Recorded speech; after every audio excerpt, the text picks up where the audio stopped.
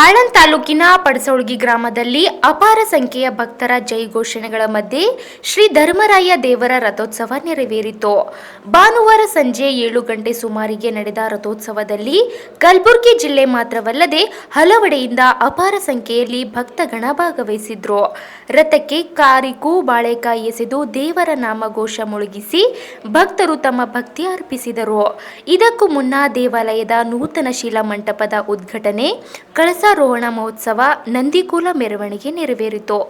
ಈಗಾಗಲೇ ಜಾತ್ರೆ ಹಿನ್ನೆಲೆ ನಾನಾ ಧಾರ್ಮಿಕ ಕಾರ್ಯಕ್ರಮಗಳು ನಡೆದಿದ್ದು, ಮುಂದಿನ 3 ದಿನಗಳ ಕಾಲ ಕುಸ್ತಿ, ನಾಟಕ ಮತ್ತಿತರ ಕಾರ್ಯಕ್ರಮಗಳು ನಡೆಯಲಿವೆ.